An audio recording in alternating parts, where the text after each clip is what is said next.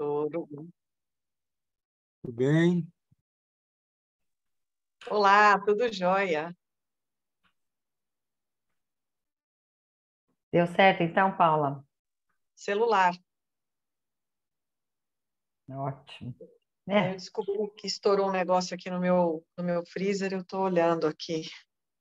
Estourou um negócio Tá dentro. gravando, viu? Ah, meu Deus do céu. Sim, senhora. Enfim, Brincadeira, mas depois você mas, tira a imagem. mas estamos aqui. Hum, O pessoal já está entrando? Tá entrando. Legal, legal. Então tá bom. Ela falou que depois ela vai cortar essa parte, tá?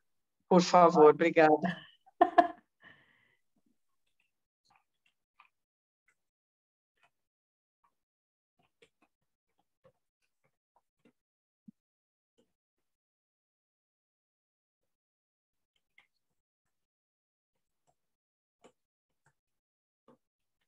Pessoal, vamos esperar só mais uns 2 minutinhos para termos uma maior aderência e aí já começamos.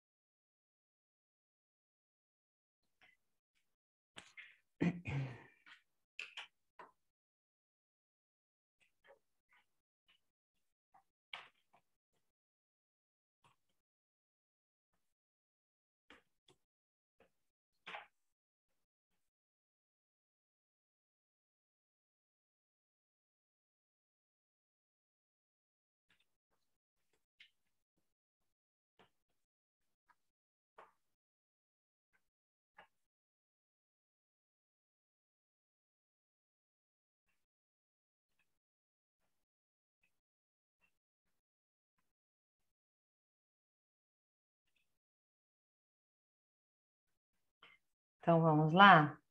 Em respeito àqueles que já estão aqui conosco, eu irei começar a abertura.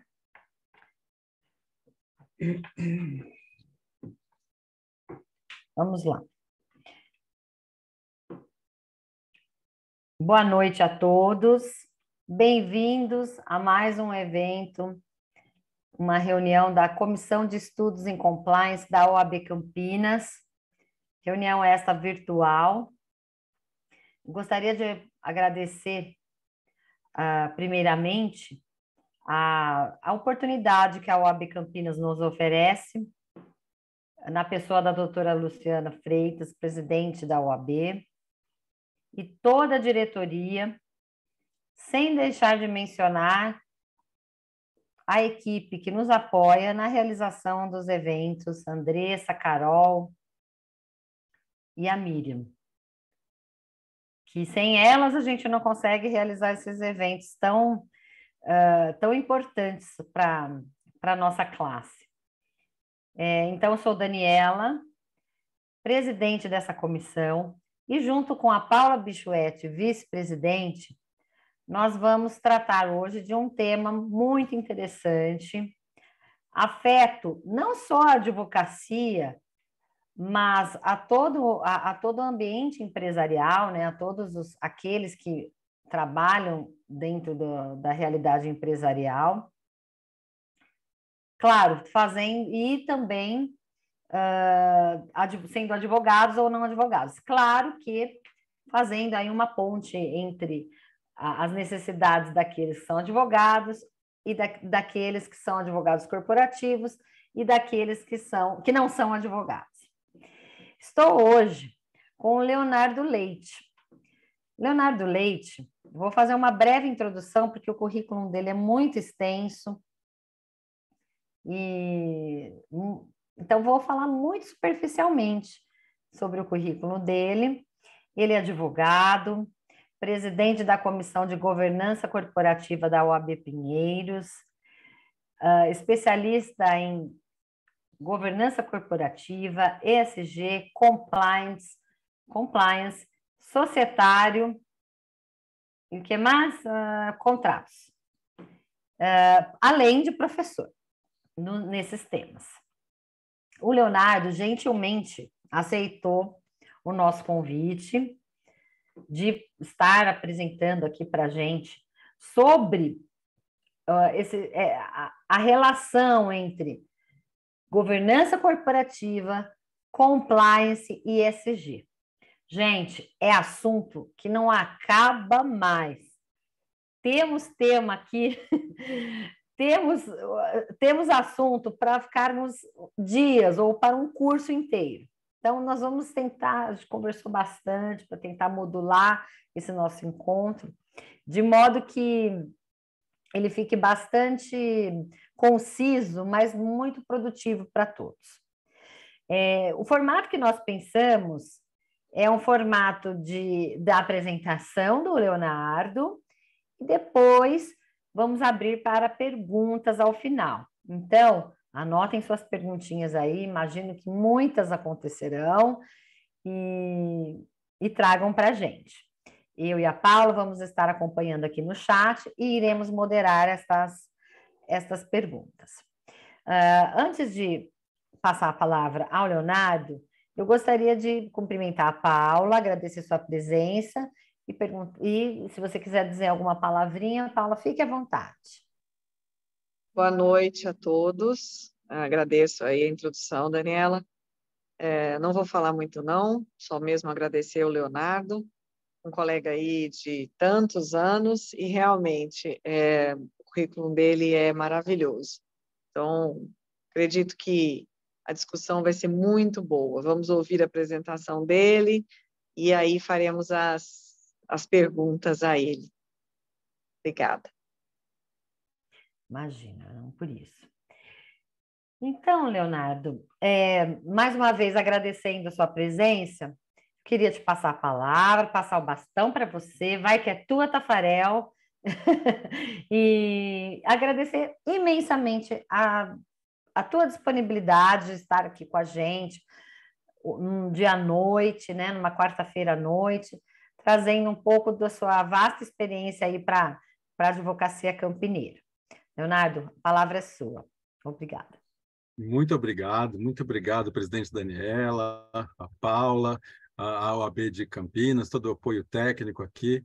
É uma noite de muita alegria para mim, porque eu gosto muito da nossa profissão, gosto muito da OAB, procuro colaborar sempre, tenho alguns amigos que fazem parte da OAB de Campinas, então é uma honra, e esse tema é apaixonante, daqui a pouco a gente vai ver. Se eu conseguir fazer o meu trabalho, digamos assim, eu tenho muita esperança de que todo mundo aqui saia falando do ESG na sua vida, na sua família, no seu escritório, na sua empresa, nos seus vizinhos, e num segundo momento, mais do que falar, que aplique, né? Porque é uma coisa para a gente mexe com a nossa cultura, com o nosso dia a dia, então é uma honra conversar com vocês. Eu vou começar falando rapidamente de mim, mas só para vocês entenderem o contexto. Eu sou um gaúcho que mora em São Paulo há bastante tempo. A Daniela agora usou a expressão do Tafarel, né? E como gaúcho, eu não posso esquecer que ele foi durante muito tempo do meu time original de futebol, que é o Internacional de Porto Alegre. Então, gostei muito da introdução e da brincadeira. Boa noite a esse grupo todo que nos ouve, todas as pessoas que nos ouvem, que nos assistem, tanto agora quanto depois. Eu já soube que vai ficar gravado, então tomara que mais pessoas tenham acesso depois. E eu vou começar, então, falando, meu nome é Leonardo Baren Leite, eu sou advogado, mas também estudei administração de empresas e economia, tive a oportunidade de estudar em vários outros países, fazer mestrado fora, trabalhar fora, passando por empresas e por grandes escritórios, e as áreas que eu atuo, né, a Daniela comentou, eu me encantei lá nos anos 80, estou com 37 para 38 anos de carreira, que eu tenho certeza que é mais ou menos até a idade, ou até mais do que vários aqui que vão nos acompanhar e nos ouvir. Então, era uma realidade diferente. Anos 80 tinha uma outra realidade, e eu queria muito trabalhar com negócios, e fui estudar Direito, Administração e Economia, e comecei numa época em que a gente não tinha tantas áreas assim. Mas, usando a terminologia de hoje, eu fazia o que a gente chamava de direito empresarial, que depois se transformou um pouco em corporativo. Eu trabalho basicamente com contratos, com direito societário e com o que a gente chama de fusões e aquisições, que também passam pela joint ventures e tal. Mas eu me encantei, no final dos anos 80, com um fenômeno que naquela época ainda era recente, que é a governança corporativa. E, na virada do milênio, também pelo compliance. E logo na sequência, no comecinho dos anos 2000, pelo que hoje a gente chama de ESG. Porque a minha visão sempre foi de tentar entender o que as empresas fazem, qual o papel das empresas, tanto no ponto de vista interno delas, quanto também nacional, em termos de setores, e até em termos de mundo, né? Lembrando que as empresas não operam no vácuo, elas recebem influência e influenciam todo o contexto. Então, eu fui me apaixonando pela governança, pelo compliance e depois pelo ESG. Eu me acostumei, por uma questão até de atuar em muitas ONGs, a sempre começar me descrevendo, porque eu parto do pressuposto que a gente tem que tentar ser inclusivo, né? Inclusive, não dá para vocês verem aqui, porque a imagem, o meu fundo está desfocado, mas atrás de mim tem uma parede branca, e bem aqui, ao lado, que para mim é o lado esquerdo, tem um calendário em braille. E eu gosto muito de contar por que esse calendário em braille está atrás de mim, porque eu sou há muitos anos, entre outras coisas, conselheiro da Fundação Dorina Não Viu para Cegos, que é uma fundação que eu, há mais de 20 anos, sou do conselho curador, procuro ajudar, e isso vai ensinando a gente a conviver com outros públicos, digamos assim, ou pessoas com outras características. Esse é um dos aspectos que a gente vai falar de ESG, de inclusão, de respeito, de tentar entender o outro, de abrir espaço para o outro, desculpe. Assim como a gente vai tentar olhar de uma outra forma para o meio ambiente, para a própria governança e assim por diante. Eu sou homem, considerado branco, 57 anos de idade, com cabelo liso, repartido do meu lado esquerdo para o meu lado direito. Eu nasci loiro, me tornei depois com cabelo um pouco mais castanho, agora já bastante grisalho, não uso barba nem bigode, olhos verdes.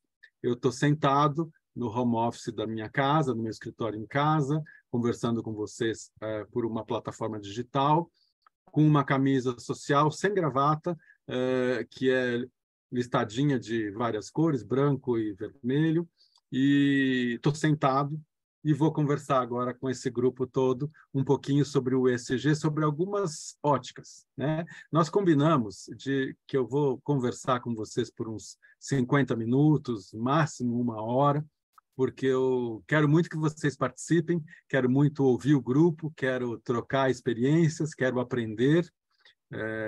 Eu sou professor há muitos anos, já escrevi vários livros, faço palestras, etc. Mas uma das coisas que eu aprendi é que a gente precisa estar sempre nessa comunicação, né, que por definição tem mão dupla. Então, compartilhando experiências, visões, etc. E o ESG, especificamente, que é o tema dessa noite, ou de hoje, ele ainda é uma construção, né? Vou tentar trazer um pouquinho do histórico sobre várias perspectivas, mas ainda está em construção, então é um momento bem adequado para a gente conversar realmente sobre isso, né? Eu, como eu disse, eu trabalho com um societário, com M&A, com contratos, mercado de capitais, governança e compliance. Nessas áreas eu até aceito quando me chamam de especialista, porque realmente eu tenho me dedicado e tido experiência há quase 40 anos já. Mas o ESG, eu ainda não uso essa palavra ou essa expressão de especialista, porque a gente está construindo esse conceito dessa maneira, né? Mas eu já antecipei que eu sou um advogado formado lá nos anos 80, e uma das minhas áreas, onde eu comecei, é o direito societário. Tá? Então, uma das maneiras da gente começar a falar sobre esse assunto para depois conversarmos é da onde que vem isso daí. O conceito de empresa, eu vou tentar ser rápido, como eu já disse, né? O conceito de empresa, se você pensar, e eu vou tentar ser o menos jurídico possível, apesar da gente estar na casa da OAB, casa da advocacia, porque é uma conversa que a gente precisa ter com a sociedade de modo geral e no tocante a esse aspecto mais específico com as empresas, que tanto as empresas que vocês trabalhem internamente, como com as quais se relacionam, aquelas que prestam serviços a ela e vice-versa, muitas vezes o seu interlocutor não será da advocacia. Então, eu procuro contextualizar um pouquinho e eu vou ser o mínimo jurídico puro possível, a não ser que vocês queiram depois alguns conceitos mais jurídicos. Vamos lá. Se a gente pensar em termos sociais, o que é uma empresa? Uma empresa é uma organização de fatores produtivos ou de recursos, organizado pelo empresário, pelo empreendedor, e aqui eu estou usando no sentido neutro, homem, mulher, etc., pessoas, né? Empreendedoras, empresários, que organizam os fatores produtivos, né? Aí a gente vai colocar dinheiro, vai colocar pessoas, vai colocar máquina, depende do segmento. No direito societário, a gente busca o conceito de objeto social, né? Então, é uma organização de fatores produtivos que vai prover à sociedade, em linha com o seu objeto social, de bens e serviços, criando empregos, pagando, logicamente, a remuneração, e pagando tributos, obtendo o retorno e o lucro. O lucro é importante, porque não é um conceito propriamente jurídico, mas sem dinheiro, sem lucro, a gente não consegue nem começar a falar de sustentabilidade. Porque a empresa vai morrer, né? Não será sustentável. E nós sabemos que, não só no Brasil, mas no mundo todo, a maioria das empresas é micro e pequena, né? Muda o nome dependendo do país, mas a maioria das empresas é micro e pequena empresa, né? As empresas que a gente ouve falar na mídia, na grande mídia, o que a gente tem mais automaticamente pensando, até aquelas que têm capital com valores imobiliários cotados em bolsa, negociados em bolsa, etc., são talvez as mais conhecidas. Podem ser os maiores empregadores, podem ser os que pagam mais tributos em termos individuais, né? São aquelas que talvez a gente se lembre primeiro, mas em termos de número, são muito menos do que as pequenas e médias empresas. Esse conceito que eu estou falando de empresa, que a gente traz um pouquinho de direito societário tradicional, foi mudando ao longo do tempo. E não sei se temos mais colegas aqui da área societária, mas por dever de ofício para trabalhar com essa área e também societário, e pelo fato de ter estudado nos Estados Unidos, eu cursei o mestrado na New York University nos anos 90 e trabalhei em escritório americano também durante alguns anos, assim como na Inglaterra. O sistema americano é muito baseado em casos, né? Na jurisprudência. Eles também têm leis escritas, mas eles têm um conceito anglo-saxão do direito que é diferente do nosso, da civil law, como eles chamam, nosso direito romano-germânico, que tem uma outra função. Enfim, vamos lá. Por que eu estou trazendo esse aspecto, inclusive norte-americano? Porque muita gente pensa, e talvez seja o primeiro impacto, que a governança corporativa nasceu com a lei Sarbanes-Oxley. A gente vai rapidamente falar por que não. Isso é um grande marco mundial, mas não é. Assim como o compliance não nasceu com a nossa lei anticorrupção, né? E o ISG não nasceu porque a coisa de 5, 6 anos se começou a falar mais sobre o ISG. Vamos traçar uma linha do tempo, talvez, sobre isso também, né? Mas então, voltando. Na década de 20, uma das já grandes montadoras de automóveis, que na época a gente chamava de fabricante de automóveis, que era a Ford, e é um caso específico de fabricante, porque eles realmente tinham a filosofia de produzir tudo que eles iam precisar usar. Teve um grande caso norte-americano, eles chamam lá de casos, no processo, que a família Dodge entrou com ação contra o Ford, Porque o Ford, da empresa Ford, entendia que parte do lucro deveria ser guardado e não distribuído aos seus donos, porque ele tinha que reinvestir na empresa, fazer outras coisas e assim por diante. Esse embate virou emblemático porque ele perdeu. A justiça norte-americana, na época, entendeu que não podia ficar guardando dinheiro, que a família Dodge, que era acionista e queria o seu dinheiro, estava certa. A empresa tem que criar essa possibilidade de distribuir dinheiro. E esse assunto voltou agora por conta do ESG. Se algum de vocês aqui estiver acompanhando ou gostar de direito comparado, dá uma olhada no que está acontecendo nos Estados Unidos, né? A gente vê um movimento muito grande, do qual eu sou entusiasta pelo ESG, mas nem todo mundo está olhando só por esse lado. Existem estados em que estão discutindo se isso não está ferindo a regra inicial de fidúcia, né? Do dever fiduciário de trazer o máximo de dinheiro possível para a empresa e distribuir o máximo para o seu acionista. Estou pegando esse ponto do ponto de vista societário, né?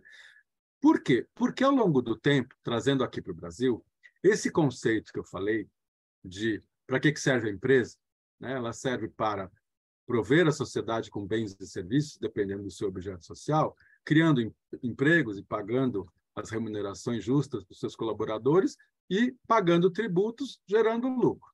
Isso ainda é verdade? Ainda é verdade, mas com alguns ajustes. A gente agora já entende, precisa de evoluir, que ela tem também uma função social e que esse lucro não pode ser a qualquer custo, né? Como é que eu chego nesse lucro? Sim, o lucro é necessário e eu mesmo comentei que sem lucratividade a empresa vai quebrar, então não se fala de sustentabilidade, né? Esse é um aspecto. Vou pegar um outro aspecto. E eu vou evitar usar palavras em inglês ou em outros idiomas, né? Porque eu não sou fã de anglicismo, mas eu vou trazer alguns termos em outros idiomas, porque é assim que o mercado tem utilizado, e se alguma coisa não ficar clara, depois a gente conversa e eu explico de uma outra forma. Esse conceito tradicional de empresa, inclusive mundial, durante muito tempo, entendia que o foco estava no stockholder, que é o dono, né? O acionista ou cotista e assim por diante. O dono, né? Porque ele era o objetivo final. Fazer tudo isso que a gente está falando, mas no final das contas é dinheiro para ele, né? Lucro na empresa distribuído que chega para a pessoa do dono. Esse foco no stockholder funcionou durante muito tempo. Muita gente, ou quase todo mundo, entendia dessa forma.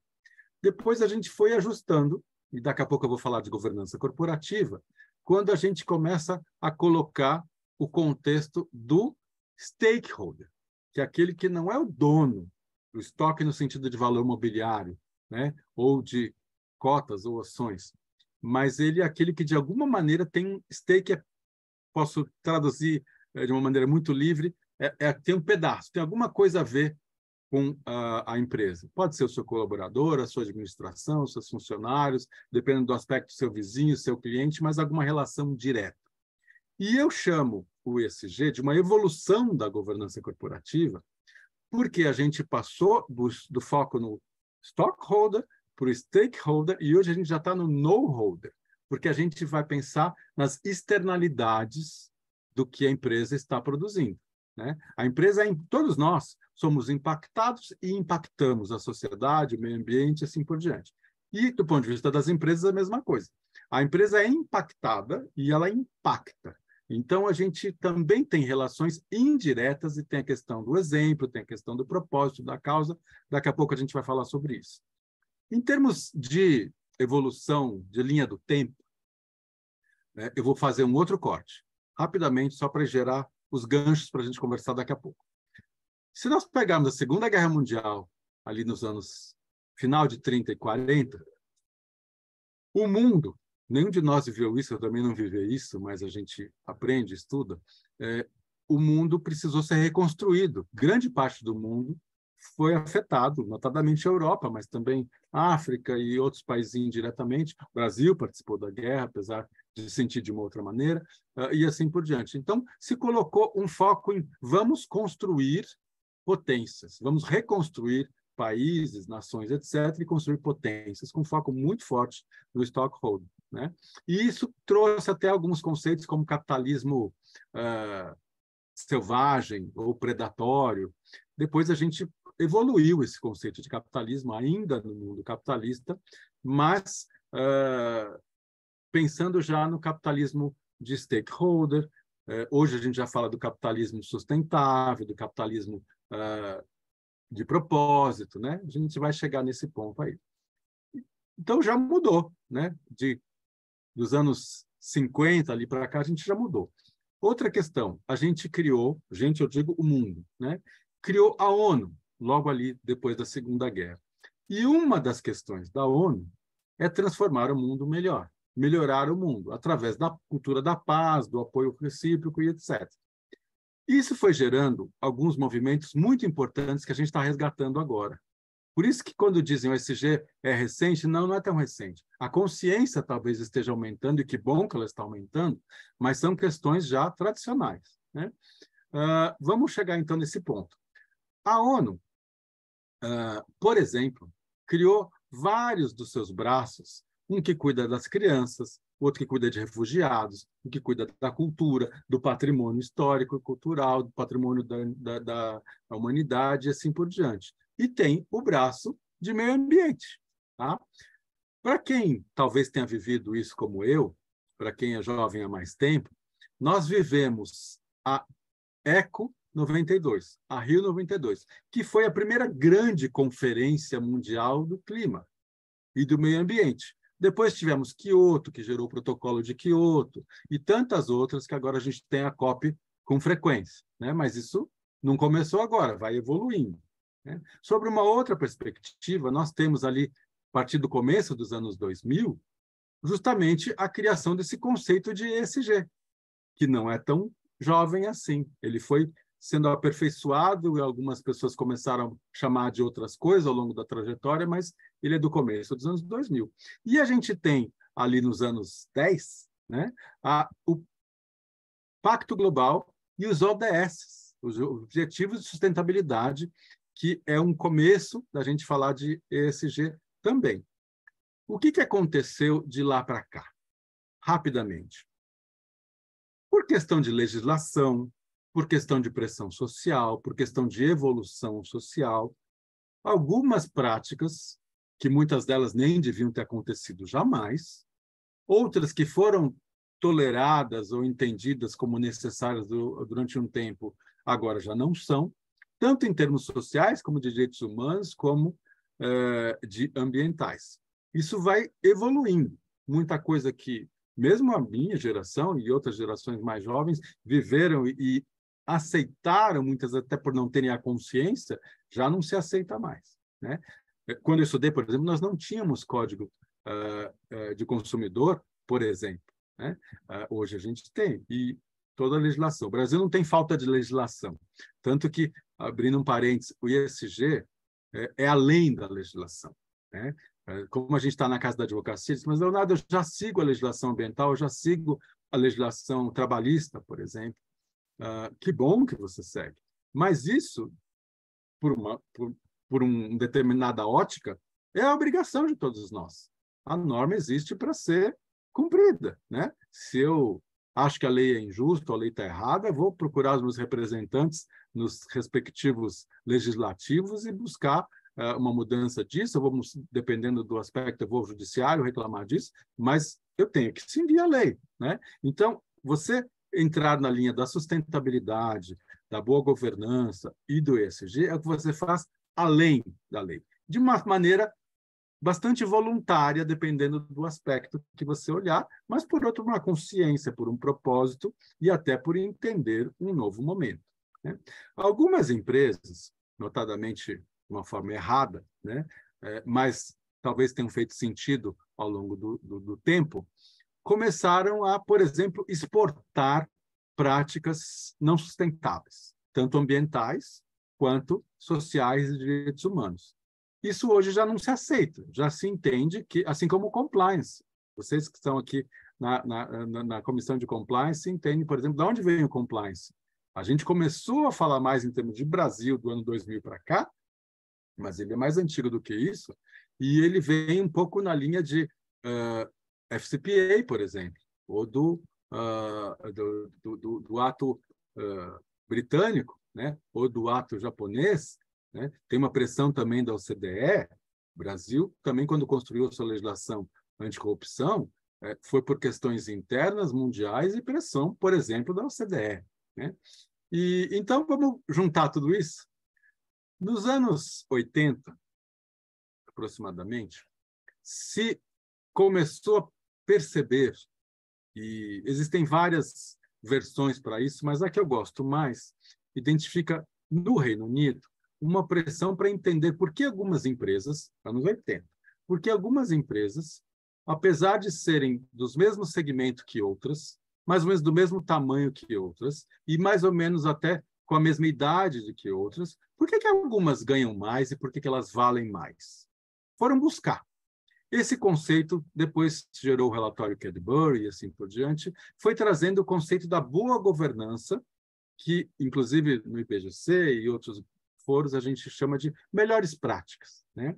Novamente, é o que você faz além do mínimo legal, né? Não é porque a agência reguladora ou a lei ou a norma estão mandando você fazer. Isso é o mínimo. Você faz além porque são melhores práticas. E esse estudo mostrou, e depois a gente foi comprovando, inclusive no Brasil e em grande parte do mundo, que essas práticas de sustentabilidade fazem com que a empresa valha mais, organizado por transparência, por separação de funções, por controles internos, por fluxos, né? Muita gente de início entendeu que tanto a governança quanto o compliance era um custo, ou eram travas, ou eram burocracias, ou era aquela coisa de não faz assim, não faz assado. E muita gente teve resistência.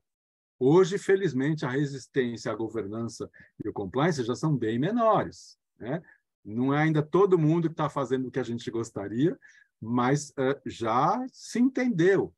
Parte das empresas já tem áreas de governança, já tem seus fluxos, seus sistemas, etc. Já tem a mesma coisa com o compliance, e estamos criando agora essa questão do ESG também sobre diversas maneiras, e se houver tempo eu vou comentar um pouquinho depois algumas que eu acho que funcionam melhor, por onde começar, e as que eu gosto mais e que eu tenho atuado também. Voltando, depois da Segunda Guerra Mundial, nós tivemos, alguns viveram isso, outros devem ter ouvido falar ou podem pesquisar, a chamada Guerra Fria, tá? E tinha uma tensão muito grande Ocidente com a cortina de ferro e tal. Isso depois, com o tempo, foi caindo, até que no final ali da década de 80 para 90, tem alguns marcos importantes, um deles é a queda do Muro de Berlim, que eu tive a oportunidade de visitar antes e depois. Metaforicamente, simbolicamente, a queda do Muro de Berlim é como se tivéssemos olhado além dele, ou através dele, derrubando-o, para ver, olha, o mundo é maior do que isso, a gente tem mais coisas para fazer. Aí, duas das principais pautas mundiais começaram a surgir com mais força: direitos humanos e a parte ambiental.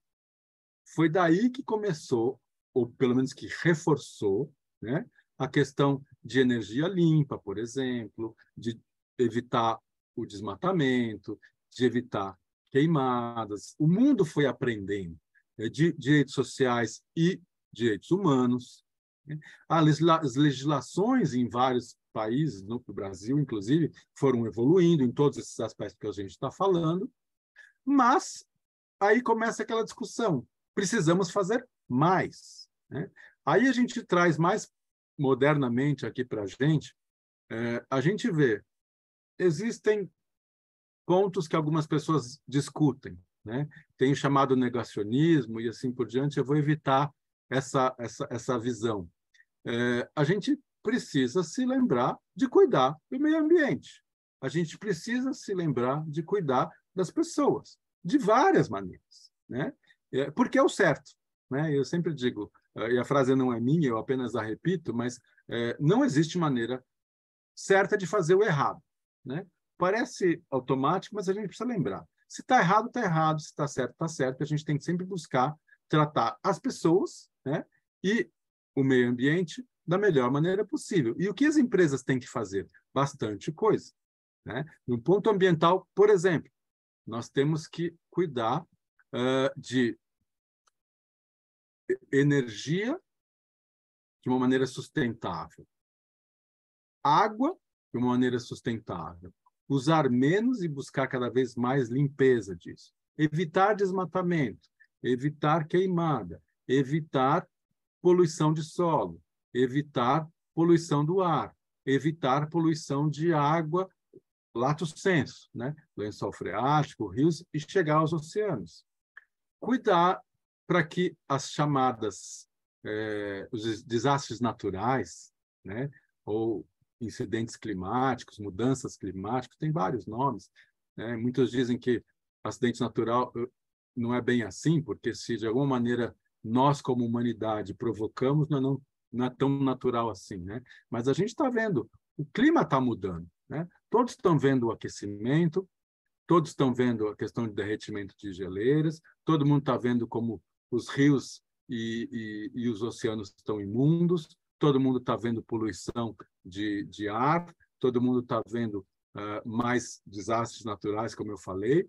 A gente está vendo a todo momento escândalos sociais e humanos no Brasil, inclusive, mas em outras partes do mundo. Hoje a gente tem uma consciência melhor da questão da diversidade, né, que passa muito por um choque de humanidade, passa por a questão do respeito, passa pela questão de entender o outro e de considerar o outro e lhe dar voz, né?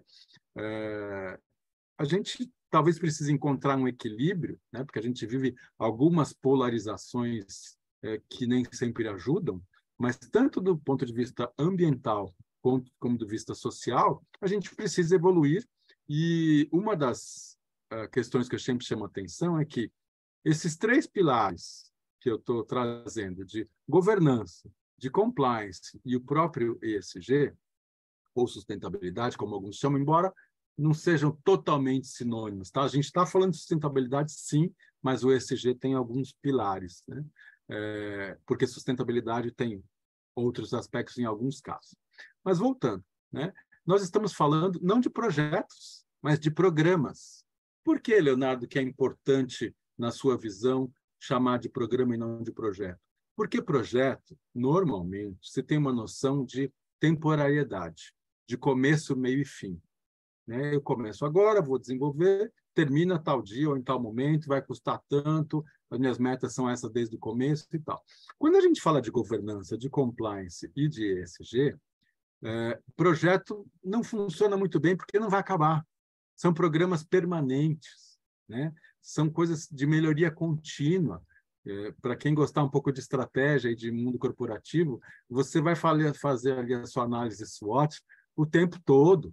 Vai colocar depois o seu PDCA, o seu 5W2H, o tempo todo melhorando. Você chega em tais metas, coloca a meta, chega na meta, melhora a meta e assim por diante, né? E vai ampliando, começando ali dos ODS, já estou começando a mostrar por onde começa na minha visão, né? Pega os ODS, começa a ver, faz pesquisa, o que está precisando melhorar na sua empresa, no seu processo produtivo, né? O que você pode já começar a melhorar de uma maneira simples. Muita gente pensa, e eu respeito, mas não concordo, que o ESG, assim como o compliance e a governança, são caros, são burocráticos, são só para empresas grandes, eu não tenho tempo para isso, e assim por diante. Geralmente é falta de informação, por isso que é importante a gente conversar. A própria advocacia, onde é que a advocacia entra? Na minha visão, em vários aspectos, né? Do ponto de vista pessoal, familiar e social, nem se fala, né? Na nossa casa, no nosso prédio, no nosso escritório, na nossa empresa, e assim por diante, uma série de coisas que a gente pode conversar depois. Mas também no meu negócio, né? No meu departamento jurídico, na minha empresa, no meu escritório de advocacia, na OAB, e assim por diante. Tudo isso vale para todos nós. E também na minha prestação de serviço aos meus clientes. Por quê? Por exemplo, né? Me pedem exemplos concretos. Se eu sou um advogado de direito civil, de trabalhista, de ambiental, talvez eu precise começar a pensar, trazendo o ESG para o meu raciocínio, para a minha maneira de olhar essas questões todas, e propor abordagens diferentes. Lembre-se que o ESG é mais amplo. Então, eu preciso pensar no meu propósito como empresa, a imagem que eu tenho e quero ter. Pode ser que eu queira manter a minha imagem, pode ser que eu queira mudar a minha imagem, pode ser que eu queira explicar a minha imagem de modo geral. Eu tenho que lidar com a opinião pública, tenho que lidar com meus colaboradores, com os meus parceiros, com os meus clientes, com os meus vizinhos, com outras entidades, com associações de classe e assim por diante. Então, muitas vezes, por exemplo, nesses aspectos que eu falei, eu vou considerar, logicamente, a legislação, eu vou, logicamente, considerar a jurisprudência, eu vou, logicamente, considerar o que a empresa quer, neste caso, naquele caso, seja minha cliente, seja onde eu trabalho, mas muitas vezes, eu vou considerar de uma outra forma. Por exemplo, uma das questões, e isso está na mídia sempre, eu vou evitar falar nomes de empresas, mas vocês vão identificar, dependendo do aspecto, se eu for jurídico puro, eu vou dizer que a terceirização me blinda em alguns aspectos, porque eu não fiz isso. Quem fez foi um terceirizado mesmo, seja em aspecto trabalhista, seja ambiental e assim por diante, social. Talvez, do ponto de vista jurídico puro, em alguns casos eu consiga dizer isso. Mas, em termos de ESG, eu não posso falar isso. Em termos de boa governança, eu não posso falar isso. Né? A gente está trabalhando também com o conceito de integridade. Quem trabalha com compliance, que eu acho que talvez seja a maioria aqui, compliance, até a questão da semântica, né? Eu vou chamar de compliance, eu vou chamar de conformidade, eu vou chamar de integridade, eu vou chamar de ética. A gente está falando a mesma coisa? Depende, né, de como eu conceitue cada uma dessas questões. Mas eu estou, sim, falando de ética. Eu estou, sim, falando de integridade. Eu estou, sim, falando de boa governança. Né? E eu estou falando daquilo que eu acredito, do meu propósito. Eu estou falando da minha cultura. Né? Então, muito mais do que apenas você ter regrinhas, tanto no compliance, como na governança, como no ESG, a gente vai ter documentos, a gente vai ter compromissos, a gente vai ter canais de sugestões e de denúncia, nós vamos ter investigações, vamos ter regulamentos, etc. Mas o que conta mesmo é a cultura. Esse é um dos motivos pelos quais eu tenho que sensibilizar, eu tenho que fazer treinamentos, eu tenho que fazer um acompanhamento contínuo, eu tenho que mobilizar, eu tenho que explicar, eu preciso sempre mostrar por que eu estou fazendo isso, aquilo. Isso aqui a gente não tolera, isso aqui, em alguns casos, isso aqui é assim que a gente quer que faça. Né? Isso vale para essas questões todas. Né? Voltando, então, juntando ali o que eu estava falando.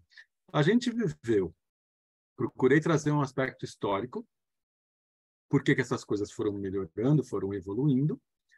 A governança nos ensinou, desde ali da virada dos anos 80 para os 90, e eu me apaixonei pela governança naquela época, que as empresas que buscam essa sustentabilidade, que buscam a transparência, os fluxos, lembrar dos stakeholders, lembrar da chamada accountability, que é a responsabilização, e todos os aspectos ali dos pilares da governança, isso faz com que a empresa valha mais, ganhe mais. Ela se relaciona melhor com os seus agentes ali próximos, os chamados stakeholders, mas isso evoluiu. Leonardo, tem empresa que até hoje não tem programa de compliance, é verdade, não estou dizendo que são todos, né? Nem toda empresa também tem uma boa governança, verdade também. E a mesma coisa acontece com o ESG, né? Mas a gente está cada vez mais trabalhando, essa comissão é um exemplo disso. Aqui em São Paulo, eu coordeno, por exemplo, a Comissão de Direito Societário, Governança e ESG da OAB. A gente faz isso já há vários anos, treinamentos, palestras, casos e assim por diante, muito parecido com o que aconteceu com a governança e com o compliance. Muita gente pergunta, Leonardo, qual é o melhor caminho? A gente cria uma área de sustentabilidade, assim como cria uma área de compliance ou cria uma área de governança, a quem ela se reporta, qual é o orçamento dela, quantas pessoas, né? Aonde que ela entra no organograma e assim por diante. Eu diria que, como muita coisa na nossa vida, não tem fórmula mágica, não tem um jeito único de fazer, porque eu entendo que o que conta mesmo é que você faça, que você melhore a sua governança, que você cuide da sua integridade, da sua ética, e o compliance traz ferramentas para isso, como a governança tem ferramentas para isso, o ISG também tem ferramentas para isso. De uma certa forma, alguns pilares a gente tem que pontuar. É importante que isso esteja na cultura da empresa. Eu quero fazer as coisas corretas e eu quero melhorar sempre. Cumprir tal meta, eu vou melhorar a meta e vou olhar outras coisas, né? Isso vale para todos esses pilares que a gente está falando. E se a pessoa, o dono, o diretor, quiser fazer de um jeito errado, a experiência tem mostrado, vai fazer. Por isso que se fala que tem que ter o exemplo da liderança. O dono, o presidente, o conselho, o controlador, né, tem que dar o exemplo. E não é exemplo apenas no sentido de que eu estou mostrando, mas eu tenho que vivenciar, né? Eu preciso viver aquilo, né? Eu falei que ia evitar os anglicismos, mas tem o tom tem que vir do topo, né? Tem que estar ali no seu DNA. Eu tenho que ter o que o mercado chama de walk the talk, quer dizer, não é só falar isso, eu tenho que fazer aquilo e mostrar pelo exemplo, né?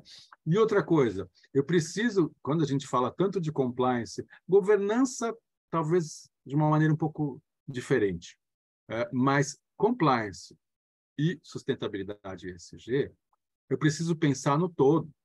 Não posso pensar apenas no meu quadradinho. Eu terceirizo grande parte disso, eu compro de terceiros e vendo para outros terceiros, então eu só penso nisso daqui. Não é mais assim que o mundo pensa, né? Eu tenho que ter ferramentas e instrumentos de compliance, normas de compliance, que mostrem da onde eu estou comprando, como é que esse meu fornecedor está fazendo, né? Eu não posso fazer de conta que eu não vejo ou não quero nem saber como ele faz certas coisas. Não, eu tenho que ver, eu tenho que olhar e eu preciso escolher com quem eu quero trabalhar. E aí eu tenho maneiras de fazer isso. Olha, eu só quero trabalhar com quem faz assim. E eu vou lá auditar, eu vou buscar o documento, eu vou verificar, eu quero comprovações e uma melhoria contínua, né? Certificações que me perguntam. Leonardo, será que nós vamos ter certificações de ESG? É um pouco de futurologia, talvez. Tem gente se movimentando para isso já. Eu, particularmente, acho que a certificação é um pouco delicada, mas é uma visão muito Leonardo, né? Eu acho que é delicado. Por quê? Porque existe o conceito de você, muitas vezes, buscar uma certificação, ou seja, um carimbo, um selo, baseado naquilo que você quer. Aí eu vou procurar. Tem várias autoridades certificadoras, digamos assim, eu vou buscar aquela que vai dizer que o que eu estou fazendo está certo, porque os critérios delas são esse e esse. Então, você gera um certo comércio ali de qual é... Eu não estou dizendo que não sejam entidades sérias, não é isso. O ponto é que eu posso buscar aquela que melhor me atende. Depois, a gente também tem que olhar a efetividade da certificação. Por quê? Porque a gente vê, aí vou evitar falar nomes também, mas empresas que no primeiro momento falam, estava tudo certo aqui a certidão falando que estava tudo certo. Pois é, estava certo, mas o problema apareceu. Então, não adiantou você ter a certificação, né? E a certificação também gera padrões. E uma dos pilares que eu sugiro, em geral, a gente tem um certo senso social, e isso muda um pouquinho de contexto, de comunidade e de país para outro, mas o que se espera hoje das pessoas, das famílias, da sociedade, das empresas, né? Eu espero uma série de coisas, né? Eu vou a uma loja, eu vou a um supermercado, eu vou neste ou naquela empresa, eu ando pela rua e eu espero que as pessoas, e no caso aqui as empresas, as entidades, né, se comportem desta ou daquela maneira. Algumas coisas vão ser obrigatórias, outras coisas são voluntárias, mas são voluntárias no sentido de fazer a coisa correta. Muitas vezes eu tenho mais de um jeito para fazer essa coisa correta. E eu prometi também falar um pouquinho de como começar, né? Eu acho que muitas vezes vale a pena retomar para que a empresa serve, né? Eu estou sendo muito direto por uma questão de tempo aqui. Até a nossa presidente Daniela comentou, dou aula em vários cursos, etc. Para quem tiver interesse de conhecer um pouco mais as minhas ideias, procura lá, eu sou sócio do Almeida Advogados, aqui em São Paulo, nosso site é o almeidalaw.com.br. Tem uma série de artigos ali, quase toda semana eu escrevo artigos ali, também está nas minhas redes sociais, e vocês vão ver ali alguns exemplos, né? E eu procuro transformar a minha experiência, a minha vivência, uma consulta de um cliente, um programa que eu estou ajudando um cliente a fazer, em artigos, em livros e assim por diante. Então, a gente tem que olhar, na minha visão, e eu procuro ajudar nesse sentido, quase que uma evangelização, por onde eu começo? Começa olhando o seu negócio, olhando a sua empresa, falando para empresas, né? Olha a sua empresa. Como é que você pode fazer melhor? Como é que você pode cuidar da sua governança de um jeito melhor? Porque existe até uma discussão. Qual é o mais importante entre o E, o S e o G? Né? Eu, como venho da governança, talvez por esse cacoete, costumo dizer que a governança é o grande fiel da balança. Se você não tiver uma boa governança, não vai funcionar, ou não será sustentável no tempo, ou não será tão verdade assim. E aí a gente corre o risco de greenwashing, por exemplo, se houver tempo eu vou explicar um pouquinho depois, porque a governança tem que ser o fiel dessa balança. Mas também outras pessoas falam, poxa, mas se não tiver planeta, nós não vamos mais estar aqui. Se não tiver pessoas, nós não vamos mais estar aqui. Então, eu prefiro evitar essa questão de qual é o mais importante.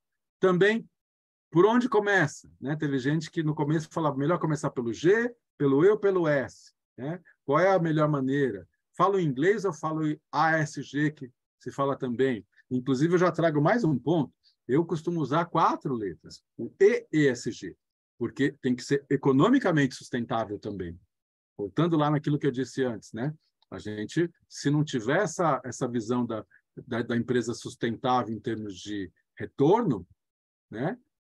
O empresário vai fechar, ou vai vender, ou ele vai quebrar, né? Ou vai se desinteressar. Então, a gente não tem interesse em matar a empresa.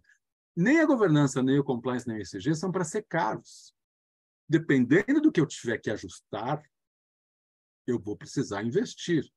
Mas, para isso, eu também penso em um plano de transformação, eu penso na evolução, eu começo de algum lugar. Se não sabe por onde começar, vai lá nos ODS da ONU, vai olhar o Pacto Global, vai ter muita ideia. Né? Ouve as pessoas. Costumo dizer, faz pesquisa. Seus colaboradores, assim como seus clientes, seus parceiros, muitas vezes já têm sugestões, já têm demanda, a sua comunidade já tem demanda. Né? Lembrando que a gente já evoluiu em termos de governança.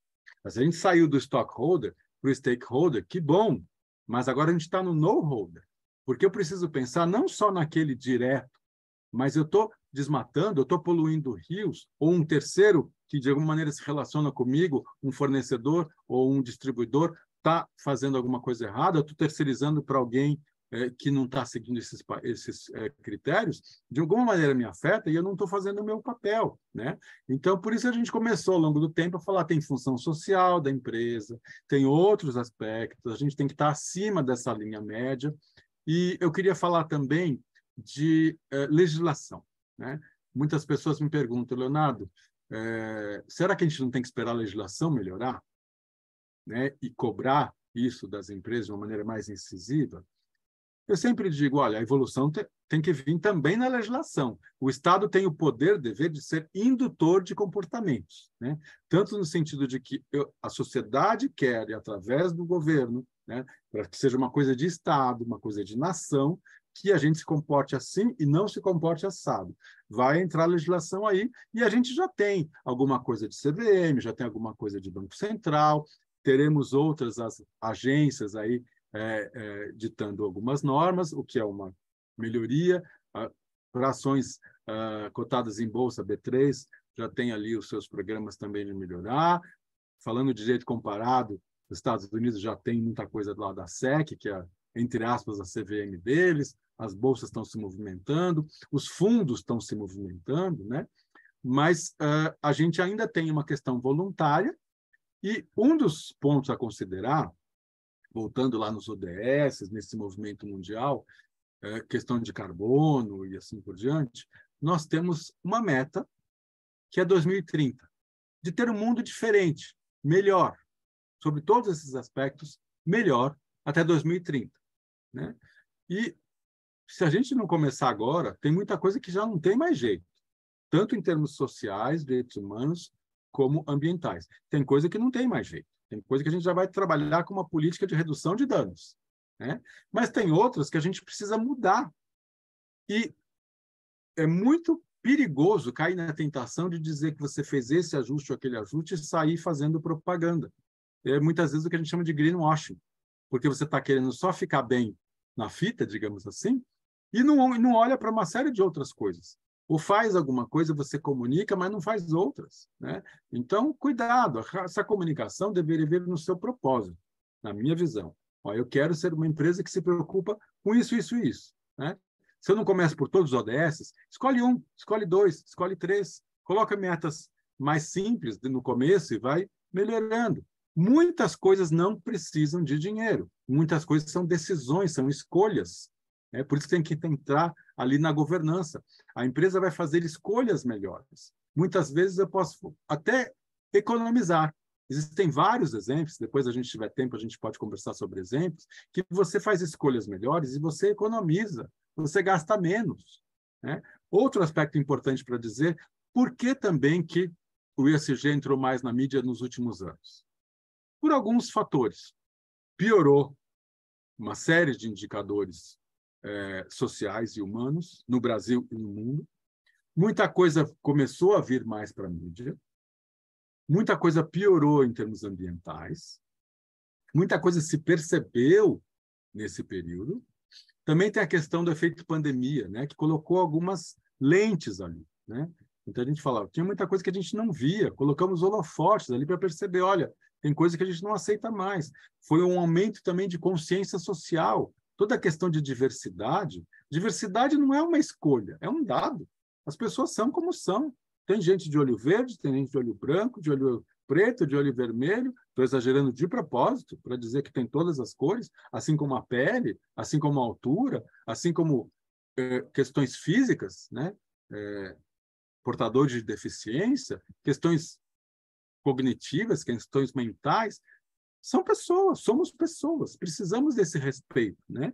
Mas não é uma questão só de não passar com o carro por cima, não é uma questão só de não sair atirando, isso tudo é muito básico, né? Mas eu tenho que melhorar. A questão ambiental, eu também preciso pensar, olha, reciclar é bom, mas lembra lá dos R's todos, né? Eu preciso reduzir, eu preciso reutilizar, né? E se não funcionar, eu vou repensar se eu vou usar isso, né? Muitas indústrias, no sentido de segmentos, precisam se reinventar. Energia é uma delas, saneamento é uma delas, indústria química é uma delas, alimento é uma delas, né? E assim por diante. Madeira, mineração, né? Aeronáutico, automobilístico, eletroeletrônico, indústria da moda. Tem uma série de indústrias que precisam se reinventar, tem que ter um novo modelo de negócio. Eu quero ganhar dinheiro de um jeito mais sustentável, até para que eu continue ganhando dinheiro, porque se eu perder colaboradores, e muitas empresas já estão com dificuldade de retenção e de atração de pessoas e de talentos, porque não tem políticas realmente sociais e direitos humanos mais avançadas. A mesma coisa acontece com clientes, né? Existe um movimento mundial das pessoas não quererem mais trabalhar nesta ou naquela empresa, ou não quererem mais comprar desta ou daquela empresa, por questões que hoje a gente chama de ESG. Mas a gente também tem que olhar pelo ponto de vista econômico. Um dos motivos pelos quais se começou a falar há pouco tempo, há poucos anos, é porque tem o famoso efeito dos fundos, né? Vou tentar evitar falar nomes aqui, porque a questão é só um símbolo, né? De chegar e falar, um dos grandes fundos de investimento do mundo, chamando assim de uma maneira bem simplificada, eu não vou mais investir em empresas que não sejam sustentáveis. Essa sustentabilidade, a meu ver, tem que ser um pouco dissecada, porque tem uma consciência social, humana e ambiental por trás disso, no sentido também de incentivar comportamentos, políticas, escolhas e condutas empresariais? Quero crer que sim. Mas também tem uma questão de voltar lá na origem da governança e ver, ó, se eu continuar investindo em empresas que não são sustentáveis, que não cuidam das pessoas, que não cuidam do ambiente, que não cuidam da governança, elas não vão existir daqui a pouco, elas vão começar a ganhar cada vez menos, vão começar a ter mais multa, vão começar a ter mais processo, vão perder bons fornecedores, vão perder bons clientes, vão perder bons colaboradores, no final vão perder dinheiro. Então veja que até pela lógica econômica, a sustentabilidade é muito importante. Além disso, como eu disse, tem práticas de ESG que você economiza dinheiro. Tem práticas que você ganha dinheiro. Por exemplo, a questão do carbono. Por exemplo, economia circular. Por exemplo, reciclagem. Você faz o bem por um lado, mas você ganha dinheiro por outro. Né? Se eu tenho condições de manter floresta, manter rios, manter represas, e assim por diante. Eu, além de não gastar, eu ainda posso ganhar dinheiro com isso. Tem a questão dos créditos de carbono, e assim por diante. Então, pode trazer dinheiro. Por outro lado, eu posso perder investidores, eu posso perder colaboradores, eu posso perder parceiros e eu posso perder clientes e consumidores, como eu já falei. Isso vale muito dinheiro. Daqui a pouco a minha empresa pode não ser sustentável porque ela vai morrer, né? E, além disso, tem a questão também dos financiamentos, né? Existem vários fundos, e cada vez mais, dizendo eu também só vou investir em empresas que sejam sustentáveis. Nós temos um movimento na Europa, inclusive de bancos centrais, que estão começando a avaliar, alguns estão mais evoluídos que outros, que os bancos dos seus respectivos países não possam mais investir em determinados países por algumas coisas e em empresas de determinadas características porque não são sustentáveis. Se parar de vir dinheiro, é uma outra coisa. Outro aspecto, nós temos os bancos de fomento, tanto nacionais quanto mundiais, já estão indo também para a linha do ESG. E mesmo os bancos comerciais, alguns com programas mais ambiciosos do que outros, já disseram, as taxas são diferentes. Eu posso não financiar mais determinados projetos ou empresas, e outros eu até posso financiar ainda durante um tempo, uma certa transição, mas a taxas diferentes. Então, veja que é uma questão ética, é uma questão de propósito, é uma questão de para que eu sirvo, né? E cada vez mais, como eu disse, eu não gosto e espero que não seja esse o caminho que as empresas sigam, de pensar isso como marketing ou como propaganda, ou como para ficar bem na imagem das pessoas, mas como subproduto, sim, eu terei uma imagem melhor, né? Então, eu vou ganhar dinheiro para essa imagem melhor também, né?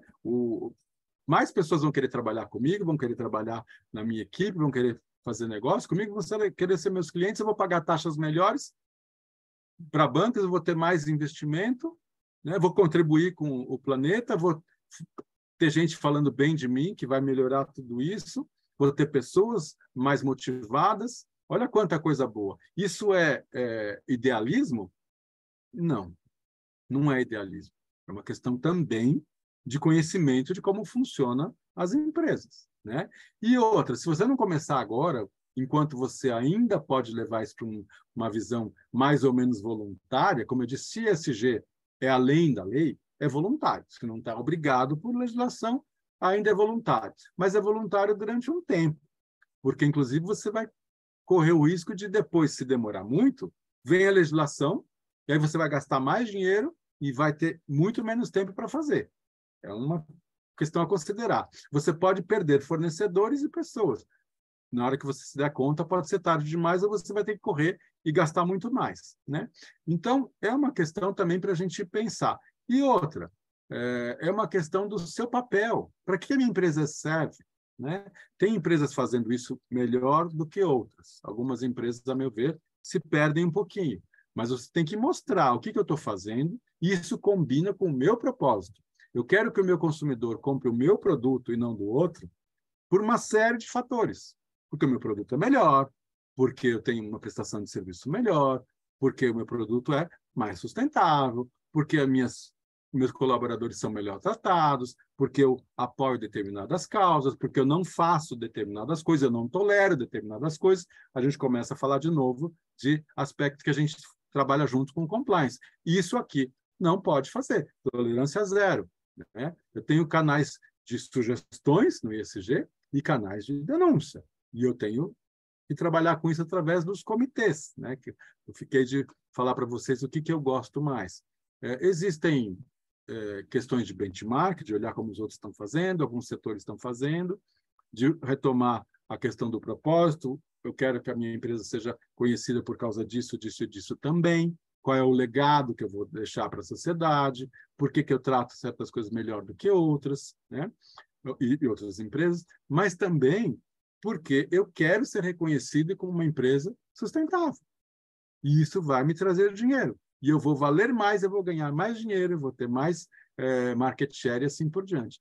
Então, estou chegando já, completando aqui, mais ou menos até com o tempo que eu combinei falar, que vê que não nasceu agora, tem alguns fatores que apareceram mais, né? A gente ainda vê no mundo inteiro, mas aqui no Brasil, uma questão mais nossa, nós ainda vemos questões de gênero, questões de raça, questões de idade, questão de capacitismo, questão de preconceitos, de violências, que não pode, nunca pôde. Mas hoje a gente tem mais consciência como sociedade de que não pode, né? Eu não posso mais ter discriminações, eu não posso mais ter preconceitos, eu não posso mais diferenciar. Tem aí feminismo, feminicídio, violência doméstica, racismo, capacitismo, etarismo, né? Alguns chamam de idadismo também. Tudo isso eu preciso contornar, eu preciso buscar a diversidade do mundo, a diversidade da sociedade. A sociedade já é diversa, é um dado. Só que eu preciso fazer boas escolhas, ter boas questões internas, políticas, procedimentos, fluxos, regras, etc., para que a gente corrija distorções e a minha empresa, né, a empresa na qual eu trabalho, ou para quem eu presto serviços, tem que ter compromissos sociais, ambientais e de governança, né? E eu não quero trabalhar para ela e não vou comprar dela se assim não for, se eu tiver opção, né? Tem duas questões que distorcem um pouco esse meu otimismo, essa minha bandeira já de mais de 20 anos e especificamente de ESG há mais de 15 anos e venho ajudando clientes com muita alegria. Eu faço isso, é meu trabalho, mas eu faço muito alegre porque a gente está melhorando o mundo, fazendo o mundo mais correto. Por quê? Porque a gente precisa prestar atenção nessas questões. É obrigatório, né? É obrigatório. Cada vez mais vai ficar feio você não fazer, então você tem que ter. E ainda tem, em termos de valores imobiliários, a preocupação com as informações, daí os relatórios, né? Não vou falar muito disso porque eu acredito que poucos aqui têm o mercado de capitais ou vivência no mercado de capitais e quem tiver já está acompanhando isso. Mas a CVM está endurecendo no sentido de melhoria dos seus relatórios, das suas informações, né? Se você não faz, inclusive, o Conjur, consultor jurídico, publicou um artigo meu há poucas semanas, alguém pode buscar ou lá, ou no nosso site, no Almeida Law, como eu falei. Será que eu pratique ou explique, que está ali em algumas diretrizes, né, que muitas vezes funciona como um sandbox regulatório, será que ele funciona para as melhores práticas efetivas da governança e para o ESG? Eu quero crer que se a ideia é induzir comportamentos, eu acho que o pratique e explique em alguns aspectos é pouco. É melhor do que nada, é uma melhoria, é uma evolução. Porque, na verdade, o que se pensa é, olha, o certo, na nossa visão de quem coloca aquela norma, ou aquela sugestão, aquela recomendação vocês têm que fazer assim, assim, assado. Se não fizer, tem que me dizer por quê. Tá? É melhor do que nada, é melhor do que nada. Mas, em alguns casos, eu espero que a gente seja um pouco mais incisivo, e embora, se tornar uma obrigação legal, na minha visão, já não é mais ESG, você está cumprindo a lei, né? Um outro exemplo que eu sempre dou é a questão de lei de cotas, por exemplo, né? Mas eu já cumpro a cota, ou eu não consigo cumprir a cota e tal. Tá bom, você está me dando uma resposta de advogado, que eu entendo porque também sou. Mas, será que você fala, eu não consigo ter essa ou aquela quantidade ou percentual ou esse tipo de profissional, essa categoria de pessoas na minha empresa, não consigo porque eu não encontrei, ponto, né? Como ESG, eu vou dizer, e o que você está fazendo para que daqui a 1 ano, daqui a 2 ou daqui a 5 você tenha uma realidade diferente? Porque se você não fizer nada, né, a gente não está falando de empresas que operam no vácuo. E eu tenho toda essa rede mundial, o que nós vamos deixar para... Eu não tenho filhos, mas tenho sobrinhos, né? Muitas pessoas aqui devem ter filhos, ou são bem mais jovens, né? Se fala também da consciência das novas gerações. A gente precisa, sugestão de Leonardo, pensar em tudo isso de uma maneira sistêmica, né? Aonde fica o ESG na empresa?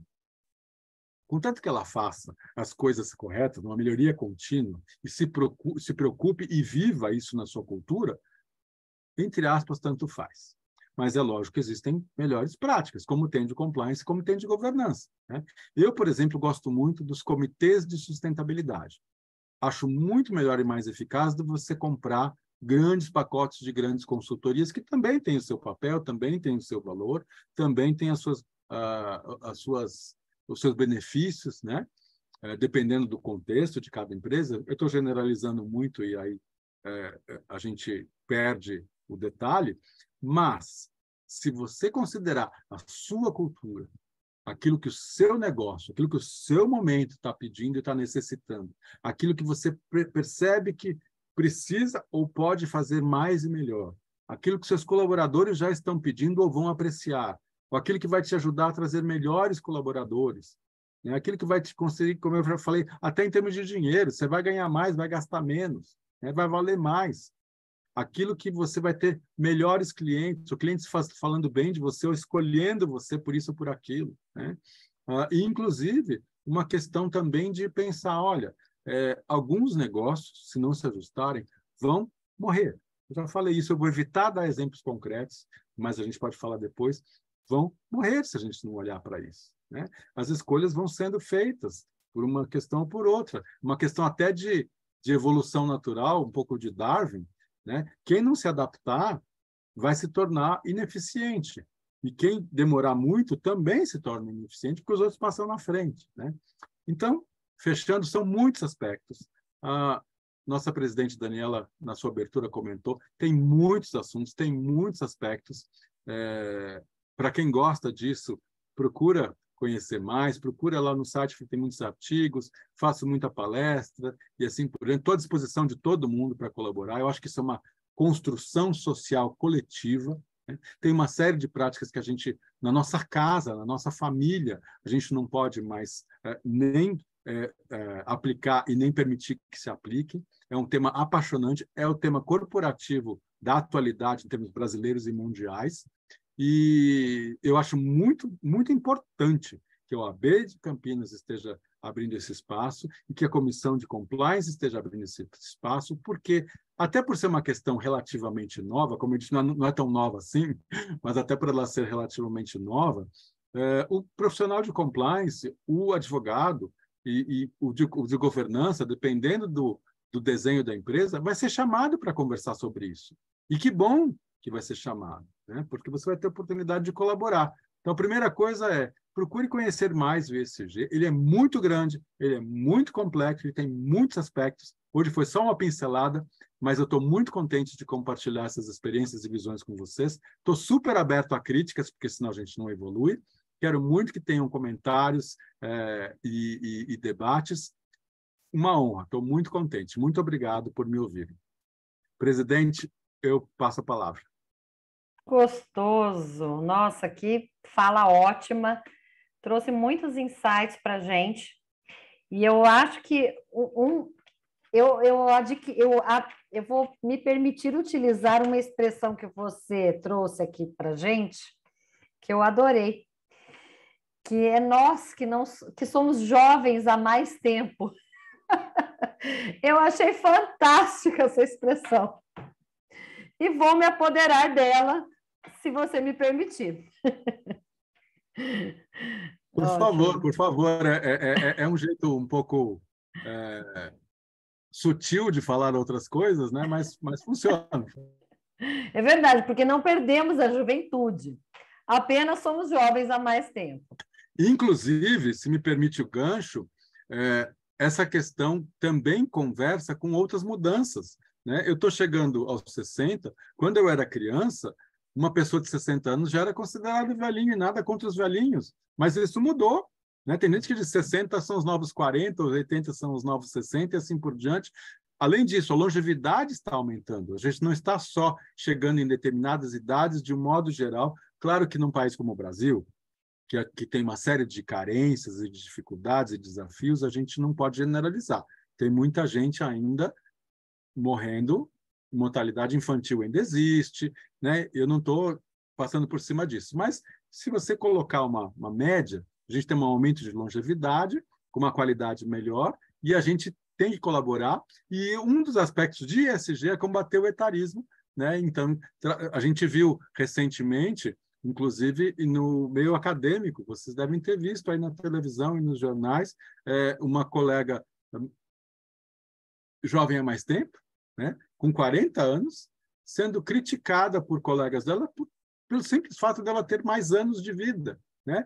E não viram, por exemplo, que além do respeito, além do direito dela de estar ali e assim por diante, não viram o valor de ter uma pessoa diferente. Diversidade é bom, diversidade ajuda, diversidade é uma maravilha. É um fato, é um dado da vida, mas também é bom, e nas empresas também é bom. Então, vou devolver a palavra, porque senão não paro de falar aqui.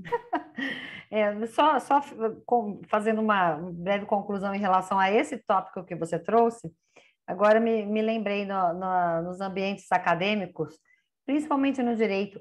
Quem nunca estudou né, todos aqueles que estudaram direito jovens, quem nunca estudou com alguém mais velho? E isso se reverte numa intolerância que o mundo se encontra. Porque sempre foi aceito aqueles estudantes mais velhos, eram aqueles que às vezes interagiam mais com os professores ou que tinham uma postura de representação de classe, enfim, muito comum. Eu queria, assim, eu não tenho nenhuma pergunta específica, né? Mas eu queria fazer uma reflexão em relação ao que você trouxe. Foi muito interessante a gente ter que entender essa realidade que nós vivemos. Trata-se de um caminho sem volta, trata-se de um amadurecimento da sociedade como um todo, que, por sua vez, não se encontra mais apenas com o cumprimento da lei, e por isso essa conexão com o compliance, o mero cumprimento da lei, pois o compliance vai muito além, trata de todo um programa de integridade, e essa integridade né, relacionada a padrões éticos elevados que vão esbarrar nos conceitos de ESG, no conceito da responsabilidade social e no conceito da questão ambiental. Então, nós estamos falando de algo muito além do que aquele fazer aquilo que nos é obrigado. E o ESG, de uma certa forma, se destaca, né? Porque, claro, eles são temas que se relacionam, mas devido à sua importância, né? Eles acabam se destacando dentro desse conceito, num espectro muito maior.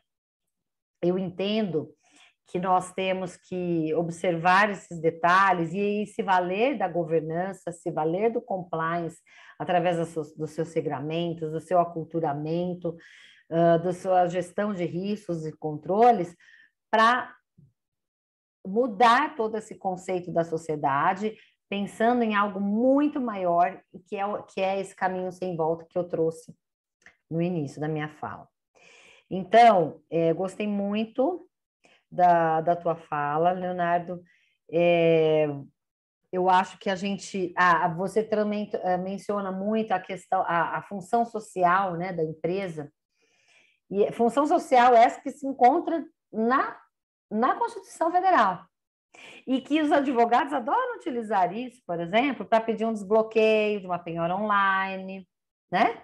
Mas na hora de fazer a parte deles em relação a esta realidade, de fato, o que eu posso contribuir com essa sociedade, aí fica um pouco de lado. Mas estamos num outro momento, estamos num caminho de muita mudança da sociedade como um todo em relação a diversos aspectos, e esses assuntos irão ser ou objeto de legislação ou objeto de preferência para aplicação em fundos ou regulação, enfim. Isso eu acho que a gente já estamos nesse processo de superar isso tudo.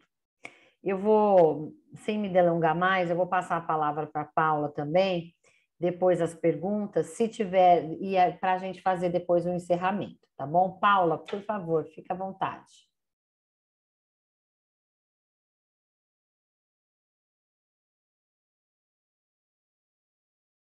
Você está sem microfone. Eu estava abrindo ele aqui, tudo bem? Léo, mais uma vez, assim, excelentes reflexões. Eu não vou me delongar, porque se as pessoas tiverem provocações, eu coloquei no grupo também, Dani, se as pessoas tiverem provocações, comentários, dúvidas, ESG mudança, né, como o Leonardo falou. E eu acho que quando a gente fala de ESG, a gente está falando de uma coisa que, resumindo numa frase de vó, né? Vamos botar ordem na casa. Porque, na realidade, se a gente não cuidar da nossa casa de uma maneira ordenada, a gente não cuida do mundo. Então, ESG tem métricas, tem grandes projetos para empresas grandes, mas ESG começa dentro de casa.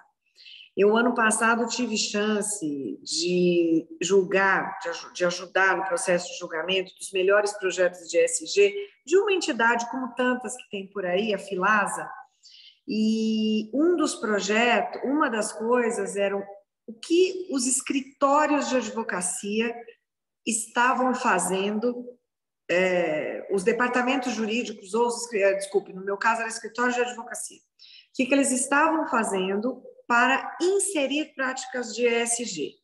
E podia concorrer qualquer tamanho de escritório. Claramente, nesses prêmios, vão os grandes escritórios, né? Então, você tem escritórios com projetos de inclusão social, projetos de diversidade, projetos de eliminação de papel para proteção do meio ambiente. E eu vi em todos os projetos um fundo muito simples, que a gente pode fazer em casa. Por isso que eu digo, não precisa ser um escritório estruturadíssimo, não precisa falar inglês, não precisa nada disso. Se você imprimir 10 folhas a menos por dia, multiplica por 360, por, sei lá, 220 dias no ano, que é mais ou menos a quantidade de dias úteis, né? Se você, ao invés de comprar um monte de coisa embrulhada em plástico, se você usar uma sacola reciclável, você já está fazendo diferença no mundo. Se você, ao invés de contratar alguém mais pronto para o seu negócio, contratar alguém que tem uma curva de aprendizado, você dedicar a ensinar durante um tempinho, você já está praticando a inclusão, né? Então, simplesmente para dizer o seguinte, o que nós podemos fazer pelo mundo é mudar no sentido da consciência, da melhoria. Eu tenho algumas dúvidas sobre o que as pessoas estão fazendo, né? Quanto a ESG de verdade, né? O que a gente vê muito, ele mencionou a expressão greenwashing, que é fazer uma lavada, né? Você passa um verdinho ali na tinta, você passa uma tinta verde, né? E na verdade, a empresa não está fazendo nada de verdade, e as empresas estão sendo muito questionadas sobre isso. É o que muita gente faz para dizer que é cidadão, para dizer que é presente no mundo, quando, na verdade, ESG significa consciência.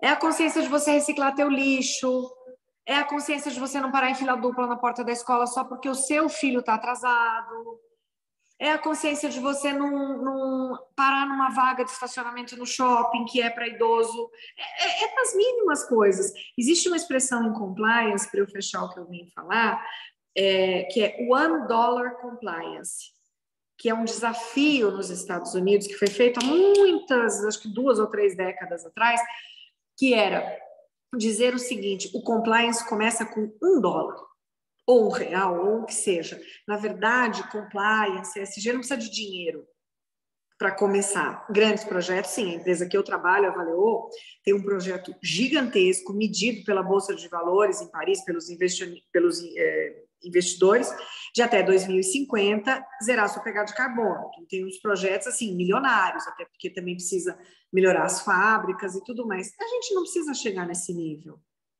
Com $1, ou seja, com R$1, com uma moeda de uma determinada matéria, de um determinado país, você muda pequenas coisas. É isso. Muito obrigada, Léo. É uma honra sempre estar junto com você. Que maravilha.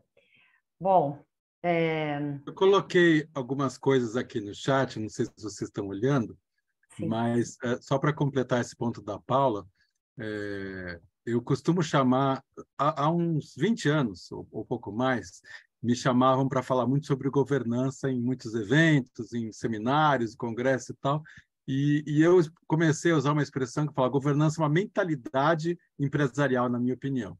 Porque ela não adianta você ter documentos, você ter isso, ter aquilo, tal. Muitas vezes, com perdão da brincadeira, isso é para inglês ver, ou é só de papel. E eu já vi governança de papel, compliance de papel e ESG de papel, né? Porque é só para constar ou só para inglês ver, como a gente chama no jargão.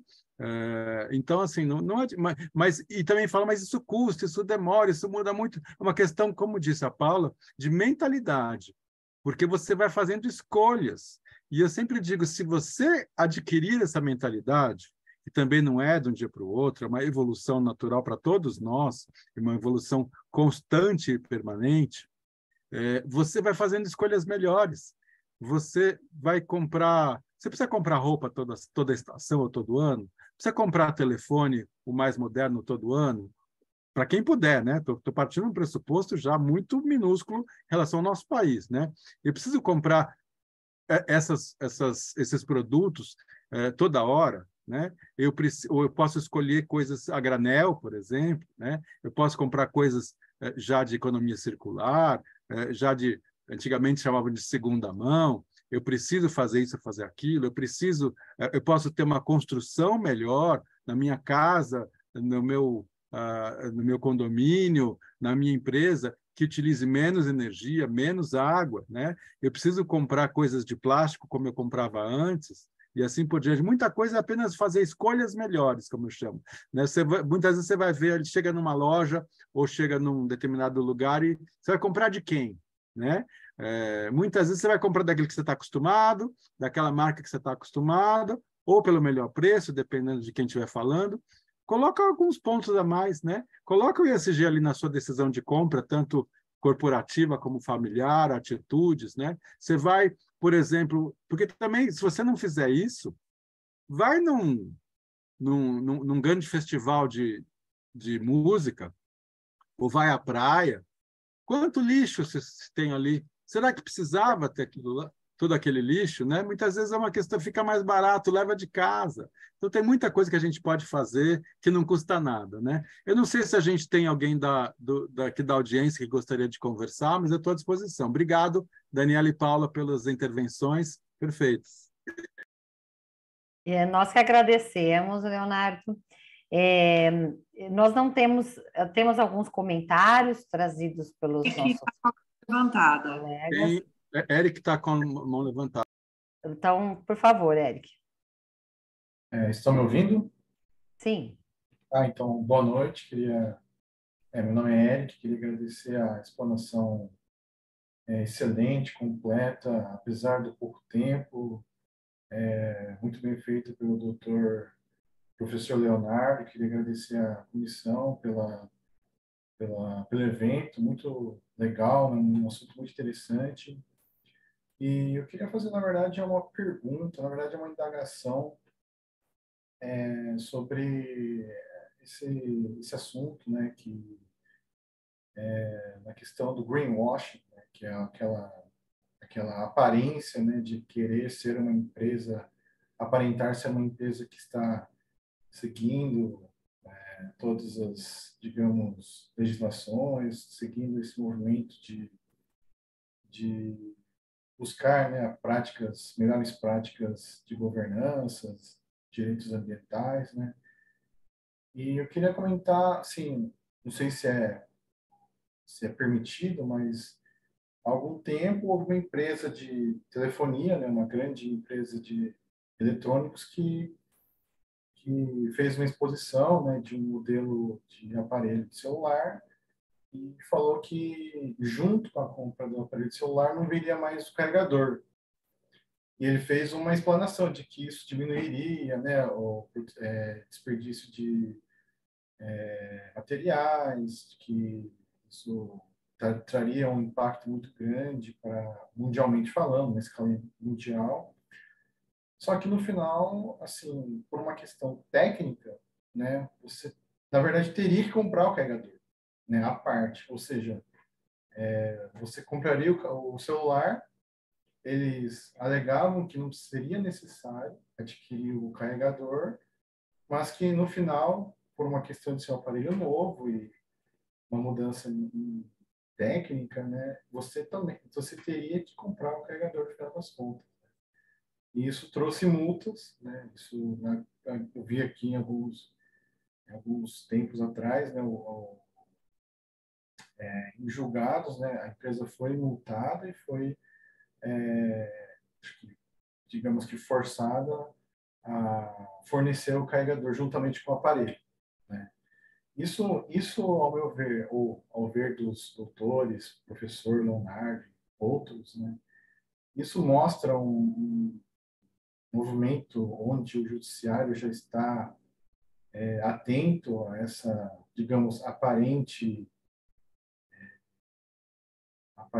digamos, movimento das empresas quererem aparentar estar seguindo as normas, estar seguindo esse movimento de ESG, mas que na verdade nem estão, né? Vocês acham que isso foi um movimento comercial de aparentar?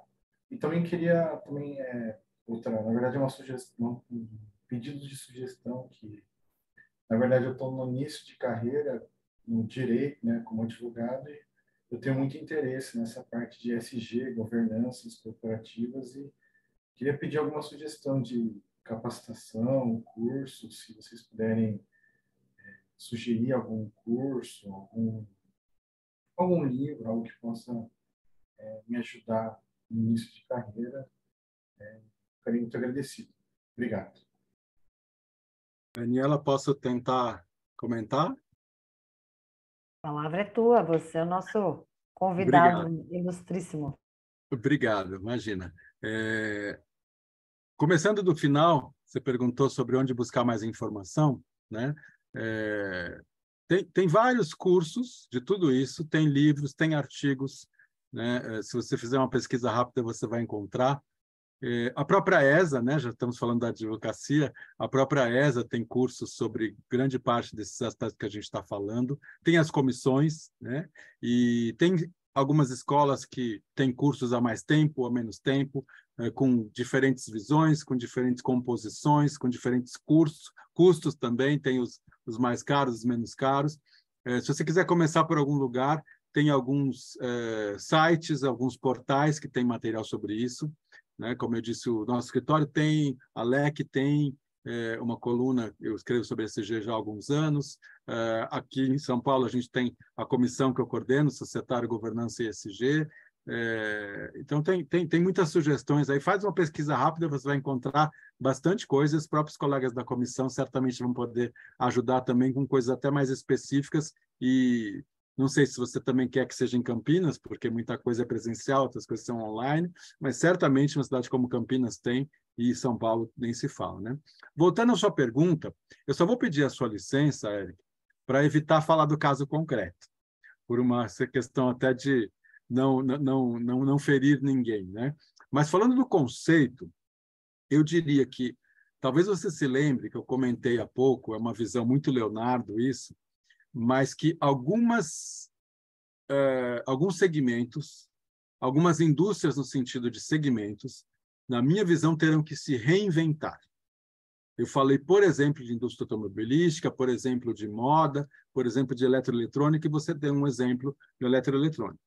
Algumas desses segmentos, por uma questão de modelo de negócio, por uma questão histórica, tem como prática o que hoje a gente chama de obsolescência forçada. Faz parte do negócio de algumas dessas empresas que você compre toda hora o modelo mais novo. Isso é uma coisa que, a meu ver, precisa ser repensada quando a gente fala de sustentabilidade.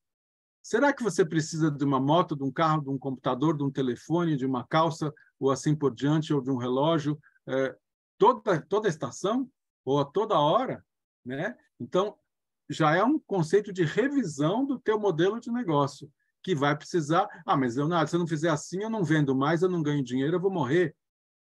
Vai precisar fazer ajustes, né? Esse exemplo que você deu, eu vou tentar ampliar esse conceito, para a gente não falar só dessa, até porque você comentou que está entrando na profissão há pouco tempo, né? Talvez você, daqui a algum tempo, vá pensar como eu comento aqui, e se alguém quiser me contradizer ou apoiar, também vai ficar aberto na sequência. O advogado não pode falar sobre o caso concreto, né? No caso que ele está envolvido. E também, se não tiver, também não deve falar muito de fora, porque não tem todos os elementos. Então, por isso que eu gosto de pegar uma colocação como a sua e ampliar para falar de uma maneira um pouco mais ampla. Telefone celular, primeiro eu já comentei da questão da obsolescência forçada que precisa ser revista. Segundo, você falou de carregador.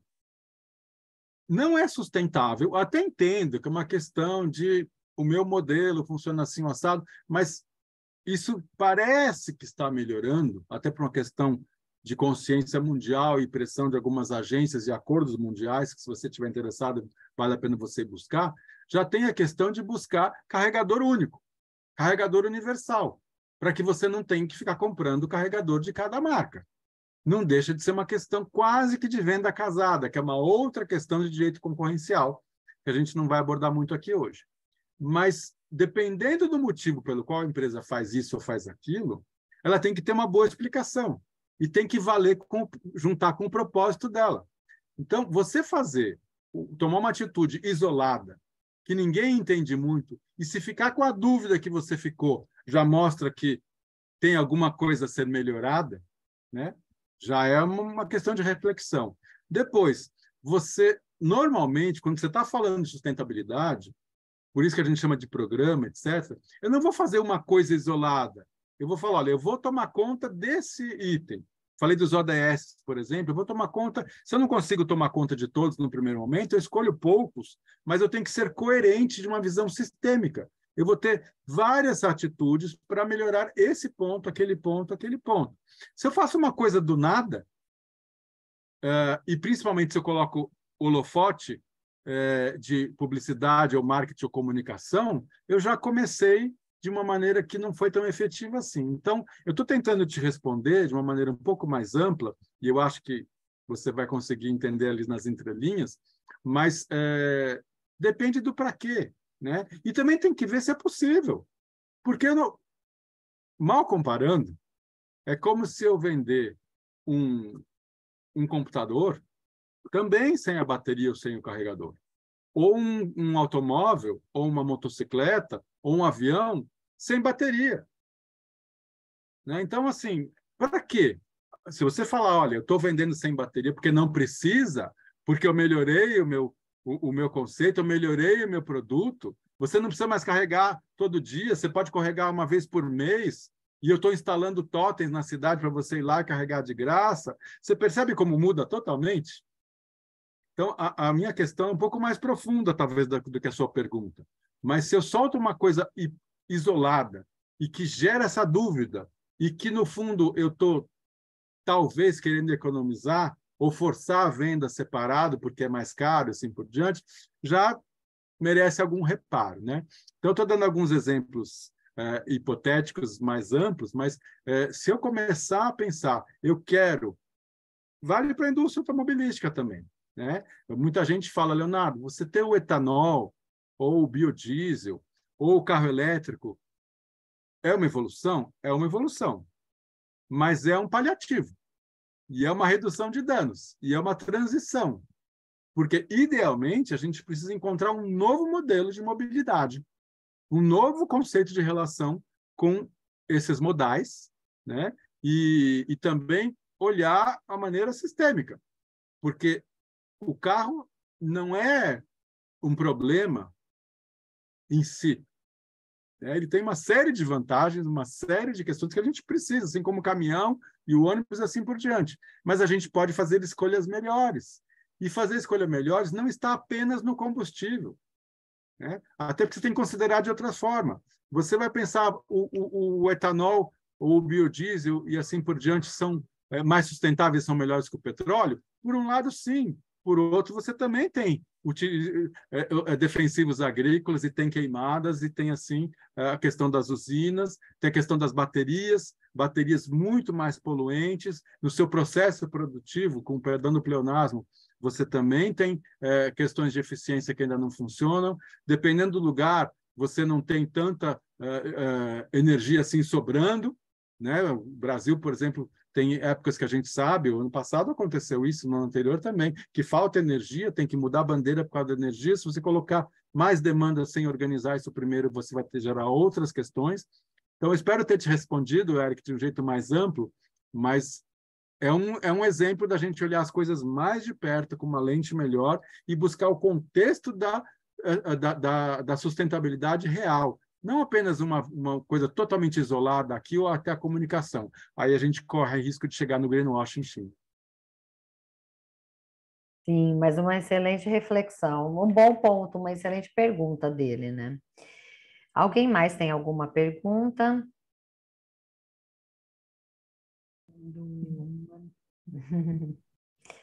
Gente, como já avançamos no horário previamente combinado, eu vou fazer o encerramento do nosso encontro, agradecendo imensamente aí a presença do Leonardo, a ilustre participação da Paula, a presença de todos aqueles que assistiram, que acompanharam esse debate e que vão acompanhar posteriormente no YouTube.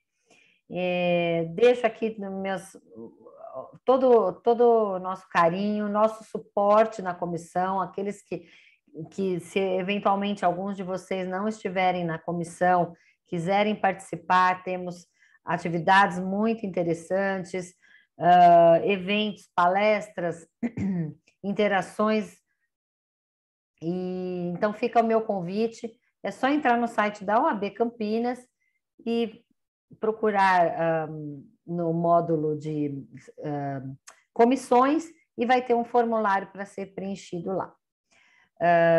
Então, vou fazer o encerramento, então, agradecendo novamente toda a diretoria da OAB, todos aqueles que nos suportam, que estão até tarde. Andressa, obrigada, querida, por estar até tarde aqui monitorando o nosso evento, todos que participaram com a gente. Fica o meu enorme abraço, minha gratidão imensa e, olha, um abração de todo o meu carinho para vocês. Boa noite, obrigada, Leonardo, obrigada, Paula. Boa noite. Muito obrigado, foi uma honra, um privilégio estar com vocês. Agradeço ao OAB Campinas, toda a sua diretoria, a Daniela, a Paula e a Ana que me fizeram o convite, toda a equipe aqui, e a todos que nos assistiram agora e que vão assistir depois. É uma melhoria contínua, um tema fundamental, estou à disposição nos vários canais para colaborar. Muito obrigado.